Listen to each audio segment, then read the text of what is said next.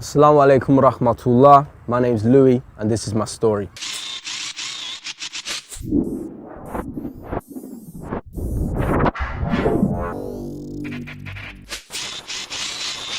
I was born in Hammersmith. My mum was from Cornwall and my dad is from Ireland. At the age of 3, my dad went back to Ireland to look after my half-sisters, and I moved to a town called Hawley, which is next to Gatwick Airport, with my mum. My childhood was pretty sheltered and stuff like that. My mum brought me up with good morals and good mannerisms and things like that. And I was taught to believe in God, but I never actually prayed. At primary school, I was always sort of like the class clown, the joker. I had a lot of attention from girls and stuff like that. I had a lot of friends, a lot of people liked me. I was a very likeable child. I went to Oakwood School on the Balcombe Road. I was still living in Hawley at this time. At secondary school, I sort of changed really. I become more interested in gaming. I played a lot of games online, and I had really good sort of equipment for my age. I had a lot better gaming equipment than a lot of kids. So gaming sort of took over my life alongside sort of skating and going to the park as well. I was quite interested in skating and BMXing, but towards the end of secondary school, I got more into gaming. So therefore I was hanging around with sort of nerdy people and, you know, just discussing games at school. So I was opening myself to bullying a little bit. The main reason I was sort of opening myself to bullying was mainly just because of the people I was hanging around with. Being into gaming, I was hanging around with a lot of nerdy people, and they were getting bullied. I've always been the type of person that will stand up for myself and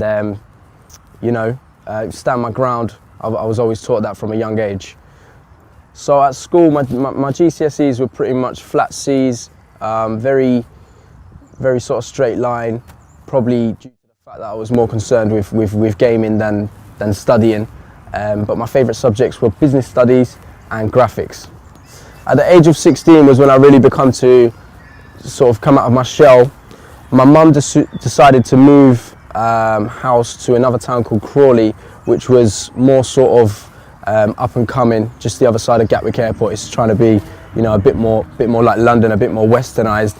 And at this time is when I went to college as well. I was going to college in Reigate, and I took the decision to study business and IT.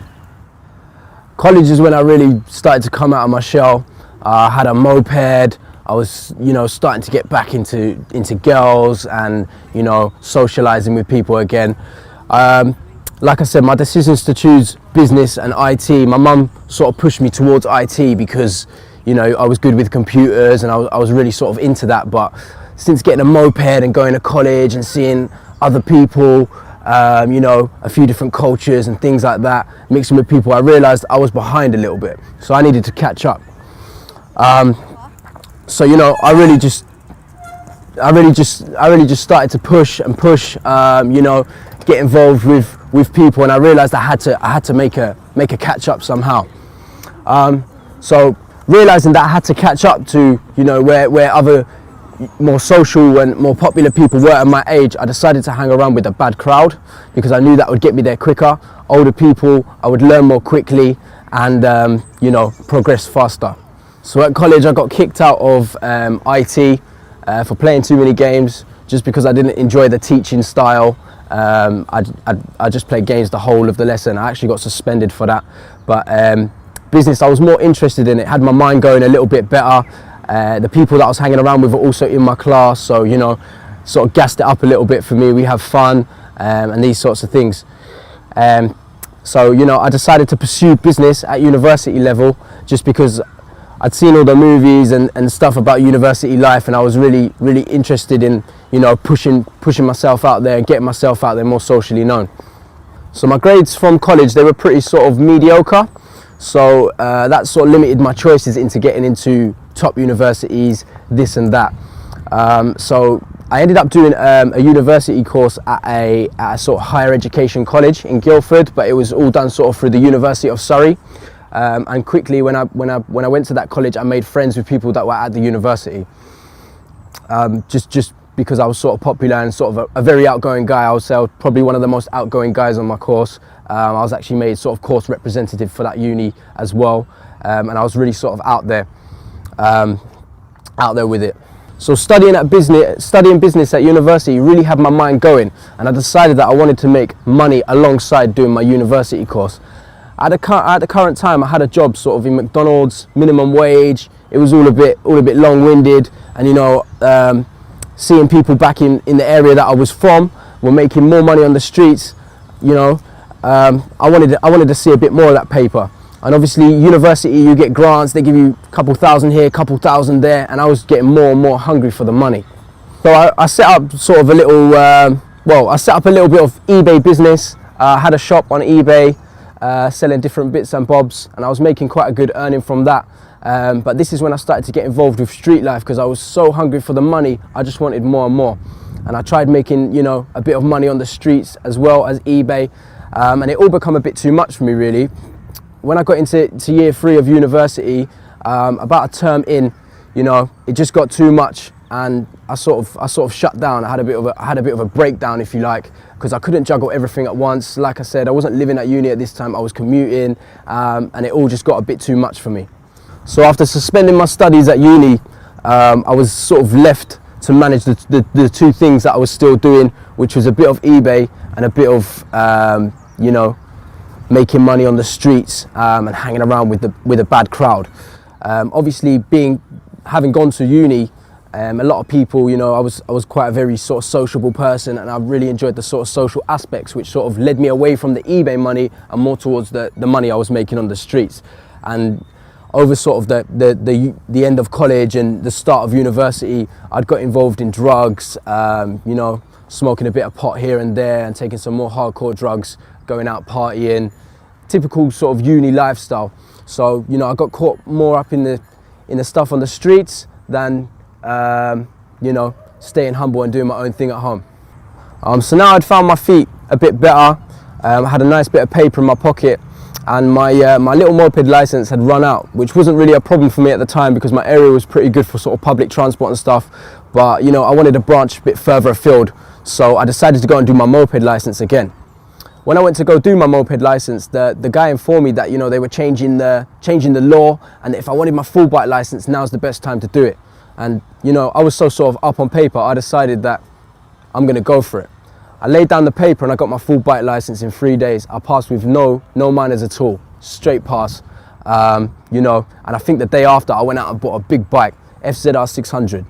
You know, I can do 0 to 60 in about 3.2 seconds, something like that. So, you know, I'm 21 years old, I've got a big bike, and this really sort of put me out there and you know, got me real sort of gassed up. You know, it was one of the best vehicles on the block, if you like, in my area. So as a means to sort of keep my bike on the road and do all these things, you know, I was getting deeper and deeper involved with crime, you know, different bits and bobs. It was very sort of varied. My area was very multicultural. I was involved with all the different sort of cultures, and they were all making money in different ways.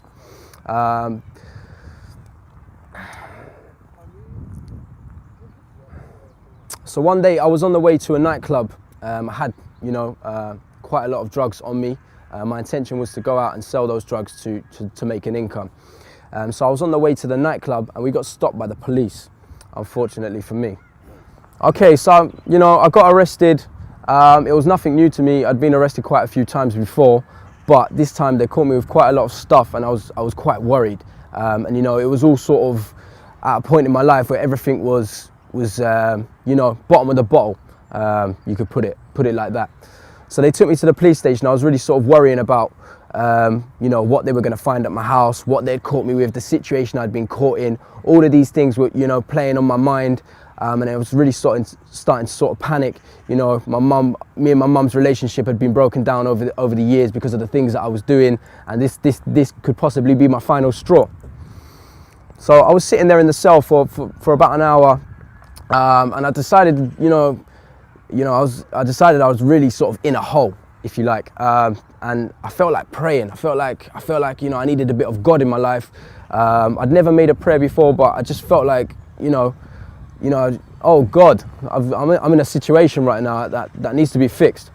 So I remember pressing the buzzer and asking the policeman for the Bible, because you know my mum, if anything, was Christian, even though she wasn't very practicing. So I remember I pressed the buzzer and I asked the police officer for a copy of the Bible, and he just laughed at me, to be honest. You know, he was laughing at me like I was some little kid in the wrong place at the wrong time.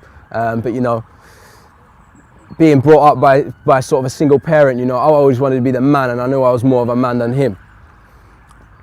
So the officer brought me the Bible. You know, I'd never even looked at a Bible before. I flicked through a couple of pages and I was reading the Bible, and it was really hitting me deep in the heart, really sort of sincere. I couldn't believe, like, I'd never read this book before, you know, and you know, it'd been spoken about so much. So, you know, I spent that night pretty much, in that one night, I probably read about a third of the Bible, and you know, it hit me so hard that, you know, I decided to pray that night, and I made quite a few prayers about the situation that I was in. So yeah, I was released on bail, and I had a job in the airport as well. At this time, I was working for Travelex, in South Terminal, Gatwick. I remember it clearly. Now, you know, obviously I'd got a little connection with God at this time, and I remember thinking, I was actually on the way. It was my first day. I was starting Travelex. I was on the way to the airport in a taxi because I was running late, just because I just got out of the police station. Literally that day I started this new job. So I was on the way to my new job in the taxi, and I'm thinking to myself, how can I ask God for help when you know, I don't pray every day. I just prayed when I needed something, when I was in a bad place. So this thought was sort of pondering in my mind. Anyway, I got to the airport and I was walking towards Travelex. I noticed on my right there was a prayer room. So I decided on my lunch break, I'm going to go to the prayer room and check it out. So I went to the prayer room and I decided to pray again, just purely because of the thoughts that I had on the way in the taxi, and whatnot, this and that. This sort of become, you know, a regular thing for me. Every day I went to work, I decided to pray. And I was improving my sort of connection with God. And I was meeting a lot of people in the prayer room that you wouldn't really think. I see a lot of Muslim people in there, and I noticed that they washed before they prayed. But you know, I didn't want to become a Muslim. I was more interested in Christianity. Everything was new for me, and I was just happy with where I was at with the Bible. So at this time I was praying every single day, but my life, although I had a job, my outside life was going rapidly downhill. Everything was sort of crumbling and, you know, really sort of falling apart. I found myself using a lot of intoxicants at this time, and it was all just a bit peak for me, really. So yeah, there was one night when things were really sort of bad for me, and I decided I'm going to go check out my local church. So I remember I went up to the door. I tried to open it. It was about 10 o'clock at night, something like that, and it wasn't open. And I was thinking, like, you know, how come this place isn't open? I thought these places were open all the time. So I began to walk back home, and there was like a bench like halfway between my house and the church, and we used to call it the thinking bench. So I sat down there and contemplated my thoughts for a little while. And one old, well, he used to be a friend of mine, but we'd fallen out over a few things, money, girls, I can't really remember, probably drugs were involved as well. He walks past me and I'm thinking to myself, oh God, here we go, as if my day can't get any worse. It's gonna kick off. And strangely enough, the brother comes up to me and he's been overly friendly with me, super friendly. And I'm thinking, what's this guy on? He's asking me how I am, how's my family? Like, he's never asked me that question before. And I'm thinking, what is going on here, yeah? So anyway, we began to chat for a little while, and he explained to me that, you know, it's Ramadan, he's a Muslim, you know, and he started apologizing for the things that had happened in the past, even though I thought in my heart that they were my fault. So, you know, he's apologizing, we're having this chat, and yeah, it really sort of hit me in the face at how nice he was being to me. I even had me thinking that maybe he's got an ulterior motive. But anyway, me and this brother started hanging out quite a lot, having some late night discussions, this and that. And I began sort of asking him questions about Islam. Obviously during Ramadan, he was really sort of practicing and into it. And he was really sort of gassed up by it, if you know what I mean. And, you know, it was a good time for us to meet because I just got on the praying and whatnot. And any questions I didn't know about Islam and he didn't know about Islam, he would go and ask his parents and they would tell him the answer and he would tell me the next day. So, you know, we both were sort of learning about Islamic things at this time. So I was really in sort of conspiracy theories, Illuminati. Everyone's talking about Illuminati. I was hearing it in music and all of these different things. And I've been researching a lot of stuff. Too much stuff, probably, to be honest. I spent a lot of time on the computer researching all these things, alongside, you know, speaking to my friend and all of these things, whatnot. One day I'm on my way to the gym, standard thing. You know, hit a bit of gym, bit of sauna, bit of steam room. Early morning vibes just to get me up for the day, ready and you know, prepared mentally. I'm on the way to the gym. I'm just listening to a couple of tunes or something, and I had this feeling. I was like, today's the day I want to become Muslim. I'm thinking to myself, where's that thought come from? You know, I was like, I don't want to become a Muslim. Like, whatever. I tried to dismiss it anyway. Obviously, sitting in a sauna and a steam room, you got loads of time to think. And this thought keeps playing on my mind and playing on my mind, and I'm thinking, wow, where's this come from?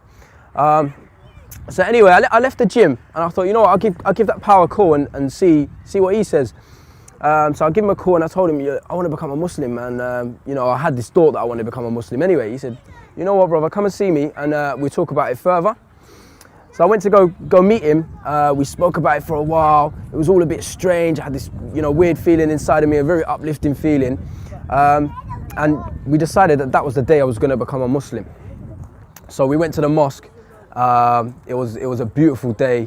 We invited a few of my other Muslim friends. A couple of my friends who wasn't Muslim before had reverted to Islam as well, which was, you know, really shocking and strange. They come down, and I gave my shahada, alhamdulillah. It was the best day of my life so far. So after converting to Islam, I was still sort of on the road. You know, I had a lot of problems going on, this and that, and I decided that, you know, I need to seek some counselling. So I remember going to this counsellor. I'd had a couple of sessions with her, and she told me that she can't help me anymore. And she said, if you don't change your life, within 6 months, you're going to be dead in prison or on the front page of a newspaper for something. And this really hit me in my heart. And around the same time, my friends, they actually sat me down on the table and they said, Louis, listen, mate, you know, you're operating too sketchy. You need to either take a holiday and come back and deal with your stuff, or you need to move away. And this sort of really hit me, and you know, I realised that the way I was living my life was not the way that I wanted to continue to live my life. So I decided to move away and actually relocate to Somerset. So I met Louis probably about 6 months ago. He told me about his story, that he had a bit of a road life. It was a mad life he lived. And since Islam came into his life, I think it's changed him dramatically. I'm a born Muslim. And to be honest, it's actually helped me work on my deen as well. Well, I live in Somerset, and it's away from Muslims, it's away from all the influence. So Louis has helped me as well as helped himself. He's praying 5 times a day. When I met him, it was about 2 months before Ramadan. We went and spent time in the masjid, done itikaf. It was very blessed. I thank Allah for guiding him, guiding us. It's just a blessed time right now. I've known him about 5-6 years, even more in fact, but we never really crossed paths in Jahiliyyah. However, as time went past, he kind of started chilling with us again. In fact, with another brother who done the duty of every Muslim should be doing, is getting to know someone, just chilling with them, just chatting to him. And the particular brother started speaking to him, I'd say 6 months before he became a Muslim. And you know, which I would advise every single one of you who's watching this video right now, is to do the same thing. Is if you know someone, is how, you know, is to spend time with them and get to know them. So as time went, you know, Louis kind of came to our gathering in terms of when we used to go chill, we used to go munch, or whatever we used to get up to. I think Louis liked the brotherhood that we gave, because that's the brother I'm talking about from LG, from Crawley. You know who you are. You know, us boys, how we got close. We were in Jahiliyyah together, and we're now trying to come onto Deen together. I can't say I'm practicing, but I'm trying. We're all trying, and alhamdulillah, we've come a long way. Even in terms of, you know, chasing success in the Deen and Dunya, which is the balanced thing that we should always be chasing. And with Louis, I think, now talking about Louis here, with Louis, I think what made him come to Islam was, like I said to you before, is a brotherhood that we offered. I wouldn't say that, you know, that we were practicing, or we were very, very humble, pious people. We weren't. It was literally just chilling with us and just chatting to him. And I think most of the brothers, the boys that I chill with, they're not the Asian descent, the typical Asian descent. They were actually, you know, non-Muslims mainly. And my boy, you know, he's half white himself, so I've never really been exposed to Asian friends as such compared to the boys that I've grew up with and, like I said, trying to get on the deen together. So I think Louis liked the multicultural thing. Louis liked the brotherhood that we offer. We were quite different and unique in terms of how we conducted ourselves. And Louis was someone who, if he liked something, he would give it his all. Just like I know him now. You know, he's passionate about what he wants and what to chase. And yeah, he was a bit mad back in the days in terms of we all were. And I think what Islam brought to him, Islam brought that stability and that purpose of life that, in fact, what we all are chasing till this day. You know, we know that, you know, like as a Muslim we are, you know, we do struggle, we do sin, we go through trials and tribulations all the time. However, you know what Louis needed and what we need is a purpose, something to chase, something which is the truth.